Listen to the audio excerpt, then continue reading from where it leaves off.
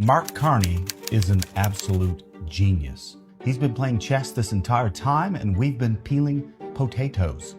I called it wrong. I kept reviewing his tenure at both banks in England and Canada. The numbers weren't well. Deficit increased 18 times, deficit doubled. And I thought, this man is just dumb. It doesn't line up with his education. And then I looked deeper and deeper and deeper, and the conflict of interest that I have discovered is astronomical. And the surgical precision at which we've been duped is staggering. This is going to blow your mind. There's a 95% chance of probability with a succession of the events that I'm about to describe to you. So we all know that Jagmeet won the by-election in 2019 and took a seat in Parliament. In August of 2020, Mark Carney took position as vice chair at Brookfield Asset Management, one of the largest asset management companies in the world. In the fall of 2020, Mark Carney is appointed as economic advisor unofficially to Justin Trudeau pro bono, which means he is absolved of any illegal conflict of interest and does not have to disclose anything. Completely exempt. In November of 2020, Brookfield Asset Management announces Brookfield Asset Management Reassurance Partners Limited, located in Bermuda. We're still at the year 2020. Jumping to 2024, I will mention quickly that Mark Carney met with the Chinese president. Come back on that later. May of 2024, someone is appointed as the CFO of Brookfield Asset Management.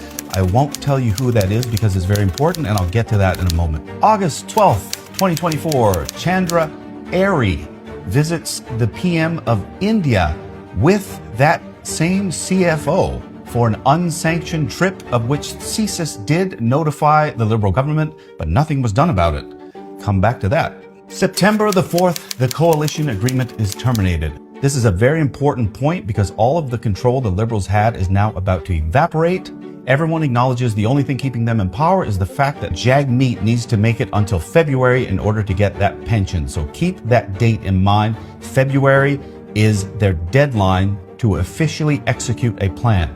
5 days later, Carney is appointed by the Liberals Task Force on Economics. He's the only person still pro bono. Because he's not appointed by the PM, he is still absolved of any illegal conflict of interest. And this position gives him more leverage with the people and with the companies and with the business partners that he's dealing with. Extremely calculated move. Also, September 2024, Brookfield Asset Management solicits the federal government for $50 billion. 36 billion proposed, 10 solicited, and 4 from Brookfield themselves. No further details available on that one. October 31st, Brookfield announces plans to relocate the headquarters to New York from Toronto. Very important, as this move completely reduces Canadian government oversight that complicate conflict of interest. December 20, 2024, Brookfield has a shareholder meeting for the vote and restructure plan. Early January 2025, that move is approved. January 2025, Brookfield relocates to New York. You should be asking yourself right now why the asset company would want their headquarters moved to another country. The relocation shifts jurisdiction, further limiting financial access. They are no longer on the Canadian Business Registry. January 16, Mark Carney resigns. Bear in mind, he's proactively moved all of the investments, including Brookfield's, to an offshore account in Bermuda that is now a foreign company, and it is virtually impossible to verify or access the portfolio or investments. The same day, he announced his candidacy for the Liberal Party. January 25, now comes the juicy parts. Chandra Arya is disqualified from the Liberal Party for being manifestly unfit. It's about to get good. February 25th, 2025, Jagmeet officially qualifies for his pension.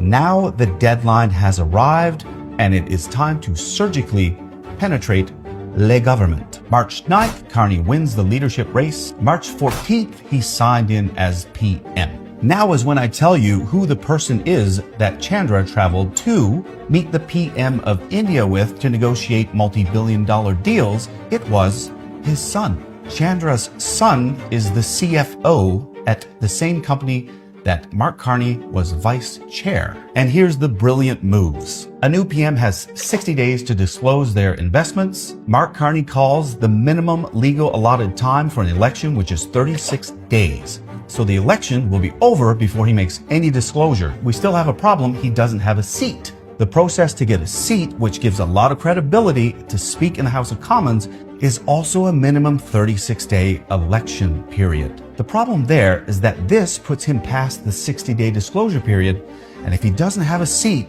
this information might destroy his chances of getting that seat. So on March 20th, 2025, they revoke Chandra Arya's nomination and Mark Carney gets his seat. For all intensive purposes, Chandra gave him that seat. The succession of events all the way back to 2020 have been premeditated at a 95% chance. Mark negotiated a $250 million loan in October last year, met with the CCP in May of last year, advised the federal government to make investments in the exact same project as Brookfield, which he is 100% making profit from for the next 15 years. This man is one of the coldest, most calculating people I have ever seen. And the fact that Brookfield relocated its headquarters appears to me that they are fully under the impression that Mr. Carney can manipulate policy in order to increase the net profit tenfold. And he's already done it.